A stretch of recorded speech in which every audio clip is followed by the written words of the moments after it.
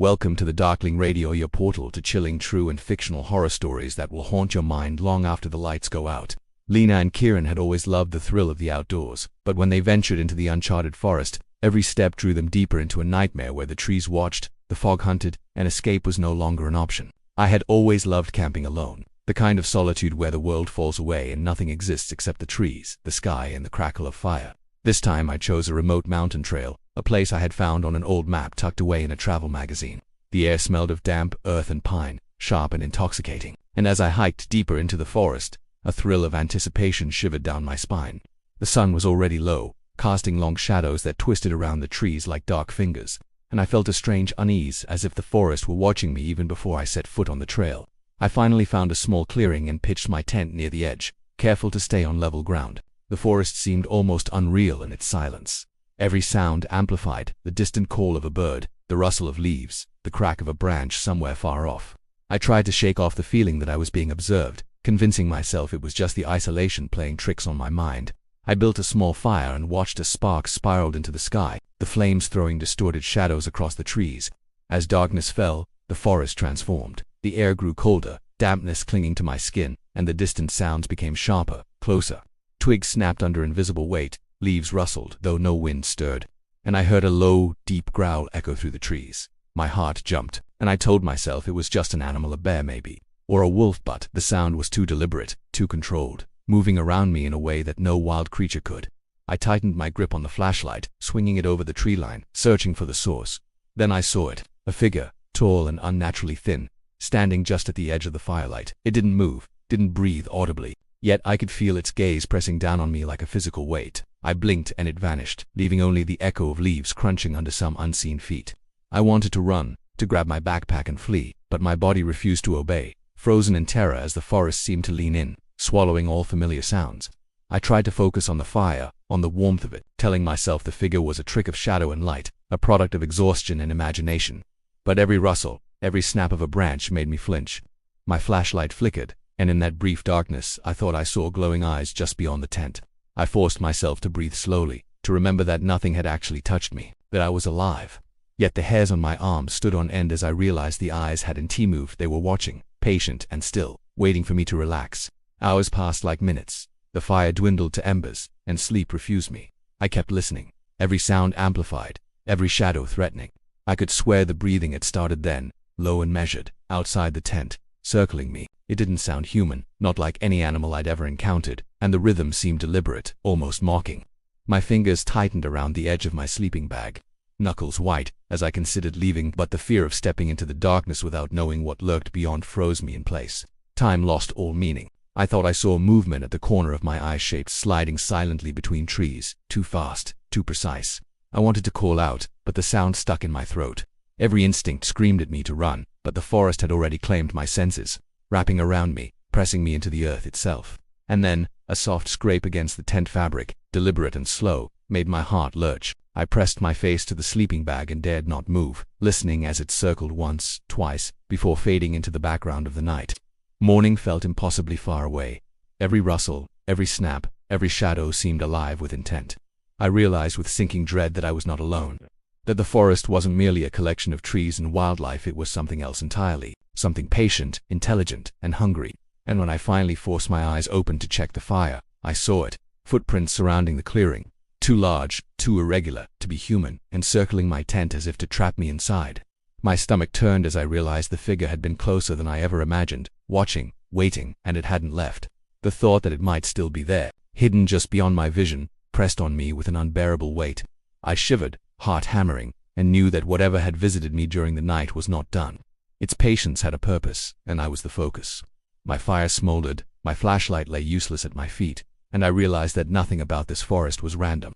Everything, every shadow, every sound, every footprint, was part of it. And then, a breath knot, my own, rushed past my ear, cold and deliberate, sending a shock through my body, leaving me frozen in horror. I didn't sleep again, not really. I only waited, trapped in the tent, as the forest leaned in, listening, watching, and waiting for me to make a mistake. The first light of morning did little to ease my fear. The forest looked normal at first glance, the green of the leaves, the brown of the earth, but beneath that normalcy, everything felt off. Shadows clung too long to the bases of the trees, and the trail I had taken to reach the clearing seemed altered. It was narrower, winding differently than I remembered, as if the forest itself had shifted overnight. I shook my head, trying to convince myself I was imagining it, but a cold, creeping dread had taken root in my chest, and it refused to leave. I packed my gear quickly, the weight of my backpack a small comfort against the fear that had settled deep in my bones. Each step on the trail echoed unnaturally, as though the sound was swallowed by the trees and thrown back at me. I tried to keep my mind focused, repeating the route I had memorized, but after several turns, I realized with a growing panic that I was going in circles. Every tree looked familiar. Every bend seemed like the same bend I had passed just moments before. My heart pounded as I tried to retrace my steps, but the forest offered no guidance. No familiar landmarks, only an endless labyrinth of trunks and shadows. And then I noticed the footprints. They were large, irregular, and circled around me in ways that made no sense. Some were deep, as if whatever had left them was impossibly heavy, while others were shallow, almost delicate. They didn't lead anywhere, they just surrounded me, crisscrossing the path in jagged, chaotic patterns. My stomach knotted. Whoever or whatever had made these tracks had been here while I slept. I had thought I had been alone, but I hadn't been. I felt a cold realization pressing on me. The thing from last night hadn't left. It had been studying me, tracking me, waiting for me to make a move. The forest around me seemed alive, bending and shifting as I moved. Shadows lengthened unnaturally, stretching across my path like black fingers. Every rustle of leaves, every snap of a branch sounded deliberate, as if the trees themselves were aware of my presence. A low, deliberate growl rolled through the underbrush, closer than before, and I froze. I swung my flashlight around, the beam trembling, catching nothing but empty trunks. Yet the sound continued, circling me, moving with intent, impossibly fast for a creature so large. My chest tightened as I realized the growl wasn't random, it was stalking me, herding me, corralling me toward something I couldn't see. I tried to run, but the forest had other plans. The trail bent and twisted, refusing to lead me anywhere familiar. The more I pushed forward, the more the trees seemed to close in, their branches tangling above me like skeletal hands. Fog began to seep through the undergrowth, thick and choking, curling around my legs, hiding the ground beneath my feet. Each step became a struggle, and I realized the footprints I had been following or avoiding were no longer visible. The earth had swallowed them, leaving only uncertainty in their place.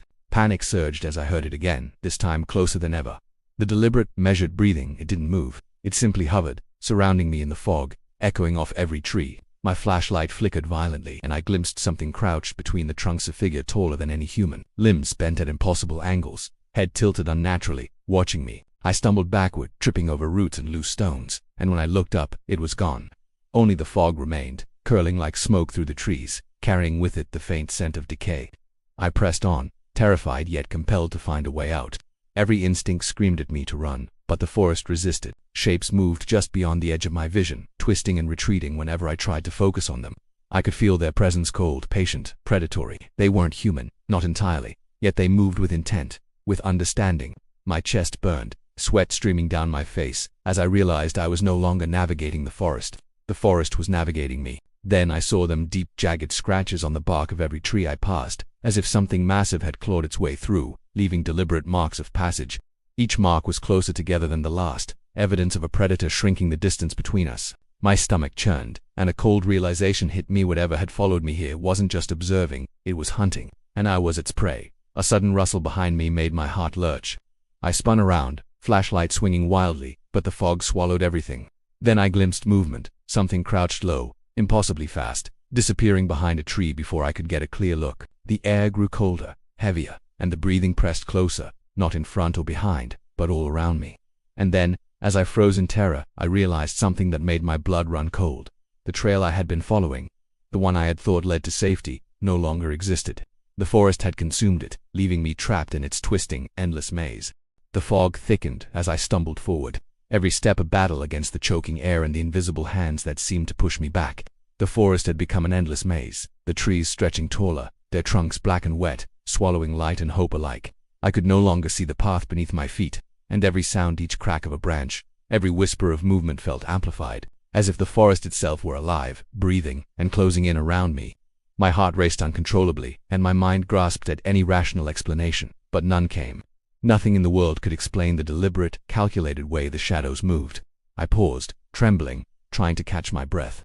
My eyes darted through the fog, and that's when I saw them. Objects scattered across the forest floor, half buried in moss and dirt.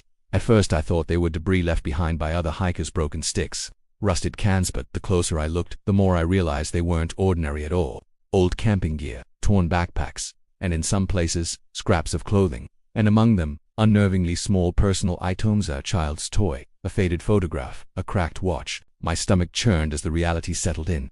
These belonged to people, and the forest had claimed them, just as it was beginning to claim me. The fog shifted again, and I caught a glimpse of something crouched behind a tree. Taller than a man, impossibly thin, limbs bent at angles that made my skin crawl. Its head tilted unnaturally, and its eyes the hollow where eyes should be fixed on me. My instincts screamed at me to run, yet fear rooted me in place. The forest seemed to ripple around it, the fog moving like liquid, shaping itself to hide the creature from view, keeping it just beyond my vision. Every nerve in my body screamed that I was being watched, stalked, hunted. I ran blindly, stumbling over roots and rocks, the fog swallowing my footsteps, erasing my trail behind me. The objects on the ground grew more disturbing as I passed shards of broken glass, twisted metal, and fragments of old human possessions, arranged in patterns that made no sense. Some seemed deliberately placed, like warnings, markers, or even trophies. My hands shook as I pressed forward, the fog thickening, and then I tripped over something solid. My palms hit cold, rotting flesh, and I nearly screamed. The body sprawled across the path, twisted unnaturally, yet preserved in a way that made no sense. Its eyes stared wide and empty, accusing me of trespassing into its prison. I scrambled back, my flashlight trembling in my hands. The fog whispered around me, carrying sounds that could not be natural, the low wet scraping of claws, the rustle of feet moving with impossible speed, shapes weaving between trees in ways that defied logic. I tried to call out, to make some noise that might scare whatever lurked here, but my voice failed me, trapped somewhere between terror and breathlessness. The forest did not respond to sound, it only responded to presence, to fear, to the frantic rhythm of a heartbeat it could track like prey. I moved again, slower now, careful, almost crawling through the undergrowth. Shapes flickered at the edges of my vision, vanishing whenever I turned to look directly at them. The scratches on the trees grew deeper, wider, some stretching impossibly high, as if whatever had made them could reach the very sky. My mind struggled to comprehend their size, their purpose, their intent. The forest had become a predator, alive and aware, and I was nothing but a meal it had marked for itself. Then I felt it a presence, closer than ever, pressing into the back of my mind. The measured breathing I had heard before now surrounded me completely, echoing from all directions, suffocating in its precision. I could no longer tell which way to go. Every instinct screamed that movement itself was dangerous, yet standing still was no safer. Shadows seemed to crawl over the fog, forming shapes that loomed impossibly tall, tilting heads, studying me, circling with silent intent. The realization hit me with paralyzing force. I was no longer navigating the forest was navigating me. Every step I took, every direction I chose, was anticipated. I was trapped in a living maze, surrounded by unseen watchers, with no escape, no chance of rescue. The objects I had seen, the discarded belongings, the old preserved bodies, were proof of what awaited anyone foolish enough to enter this place. And as I stumbled forward, the fog parted briefly, revealing a massive shadow crouched just beyond a cluster of trees.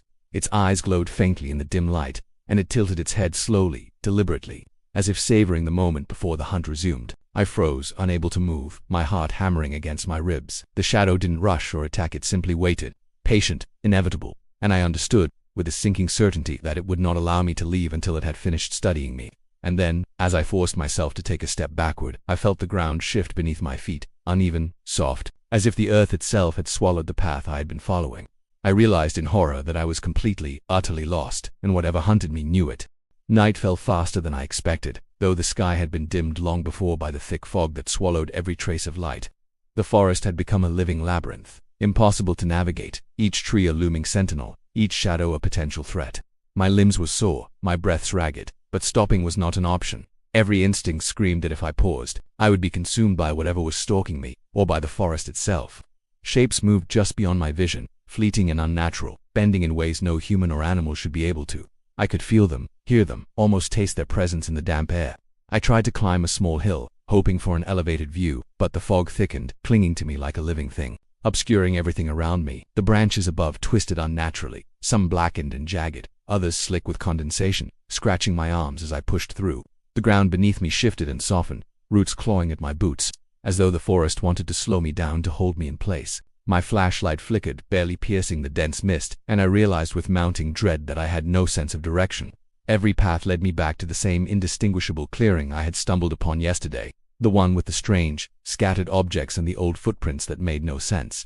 Then I heard it. Low, wet growls, not one but several, moving in unison, circling me in the fog. My breath caught in my throat. The sounds weren't random, they were deliberate, measured, following my movements. My heart pounded as I spun around, searching, but the shapes were gone, leaving only the swirling fog and the snapping of branches that seemed to follow me wherever I moved. It was no longer a forest. It was a hunting ground, and I was the prey. I stumbled into a small depression in the earth, hidden by dense undergrowth, hoping to catch a glimpse of the creatures or to escape their attention. The fog swirled unnaturally around me, obscuring everything, and I realized I could no longer distinguish sound from shadow. Movement in the mist became shapes, shapes became figures, and figures seemed to multiply endlessly. Their presence pressed against my mind, patient and unrelenting, as if they had been waiting for me to reach this point. My muscles ached, my thoughts blurred, but fear sharpened every sense, and I could feel them drawing closer, silently, carefully, like predators savoring their prey. I saw them suddenly, just beyond a cluster of trees, tall, impossibly thin, limbs bent in unnatural ways, heads tilted at angles that made my stomach churn. They weren't moving toward me but were watching, circling slowly, tilting their heads as if studying me, understanding me, anticipating my next move. The air was cold, heavy, thick with the scent of decay and wet earth, and I realized that the forest itself was aware, complicit in the hunt. Every leaf, every branch, every shadow seemed to twist and shift, guiding me, manipulating me, making escape impossible. Then I tripped over something solid. My hands hit the ground and met cold, rotting flesh. I scrambled backward, my heart hammering. A body lay sprawled in the fog, twisted and contorted, its eyes open, staring blankly, accusingly. The realization hit me like a physical blow. The forest did not just hunt, it kept what it captured. It preserved it in the fog, among the shadows, for some unknown purpose. My stomach churned, and I staggered backward, trying to put distance between myself and the corpse. But the fog shifted, and I felt unseen fingers brush against my shoulders. Cold, skeletal, deliberate. The breathing was all around me now, slow and measured, echoing through the mist, pressing against my mind. Shapes flitted between the trees, weaving in and out of sight with impossible speed, tilting their heads, circling. I could no longer tell which way was forward, which was backward. Every instinct screamed at me to move, yet each step carried me deeper into the trap. The scratches on the trees grew more frequent, deeper, more jagged, as if the creatures marking the forest were hurting me, guiding me toward something I couldn't see but could feel. Panic rose until it became a physical weight on my chest. I ran blindly, tripping over roots, slipping on wet leaves, the fog pressing so close that I could feel it brushing my face. Then I stopped. Something ahead moved with deliberate weight, too heavy to be human, yet silent, almost patient. I tried to shine my flashlight, but the beam flickered and died, plunging me into darkness. The last thing I felt before the shape surrounded me completely was a cold hand on my shoulder, skeletal fingers pressing into my skin, and a whisper that seemed to come from every direction at once. "You belong here." The forest showed no mercy with the coming of what should have been dawn. The light never broke through the fog, leaving everything in a gray, suffocating haze. I stumbled forward, exhausted, every muscle screaming, every breath ragged, but the forest seemed endless, looping back on itself in ways I couldn't understand. The shapes that had been stalking me now moved with increasing confidence, appearing at the edge of my vision, vanishing when I tried to focus on them, always tilting their heads as if judging me. My mind screamed that I was trapped, that the forest was a living predator, and I was nothing more than its prey. I tried to climb another rise, hoping for a vantage point, but the fog thickened, the trees bending in unnatural ways that made the path disappear.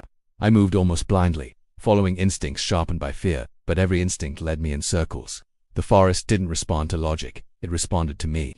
Every snap of a twig, every rustle of leaves, felt orchestrated, as if the entire woods were aware of my movements and shaping themselves to ensnare me. My heart hammered, my vision blurred, and the sound of breathing pressed on me from all sides, slow, deliberate, patient, unrelenting. Then I saw it, the clearing where I had first set up my tent, unchanged and impossibly intact. The fire pit was empty, the embers cold, but it was exactly as I had left it the first night. My relief was short-lived. Inside the tent was a figure. My blood froze as I realized it was me, or something that looked like me, sleeping fitfully, unaware, motionless. My stomach lurched, and a chill ran down my spine as I stumbled closer, hardly daring to breathe. This was impossible. I had left this place, or so I had thought. Yet here I was, confronting a copy of myself. The fog shifted, curling around my legs, and I felt the presence behind me again.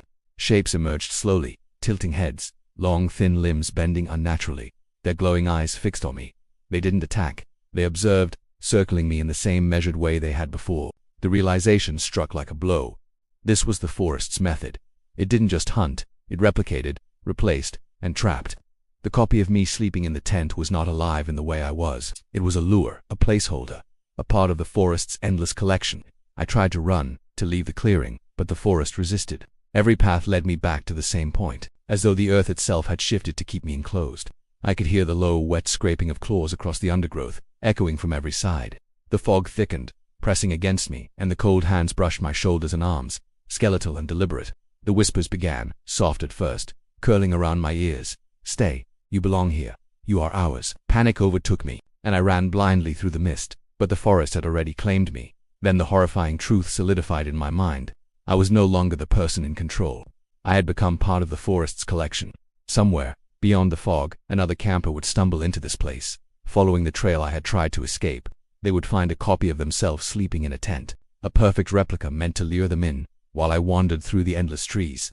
Unseen, unheard, but fully aware, trapped in this predatory landscape, a shadow among shadows, watching and waiting. The air grew colder, heavier, and the shapes moved closer, circling around me now with deliberate patience. They weren't human, not fully, yet there was an intelligence there, an awareness, a satisfaction in their measured movements. I realized that the forest itself had a mind, and I had become its instrument, its prisoner, its observer. Every scream I had tried to voice earlier was swallowed by the fog.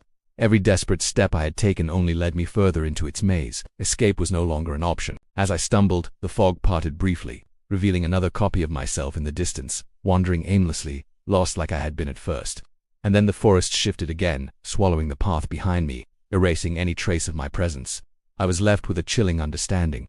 This place didn't merely trap or kill, it consumed identities, replacing them, preserving them as part of its endless, patient hunt. The last thing I felt was the cold, skeletal touch of a hand on my shoulder, accompanied by the whisper that seemed to come from everywhere at once. "Welcome home." I realized then that I would never leave. The forest had claimed me, body and mind, and I was now part of its collection. Yet in the deepest corner of my awareness, a question lingered, haunting and unresolved. How many of us were already here, walking unseen, watching, waiting for the next arrival? The answer lay in the fog, and it was infinite.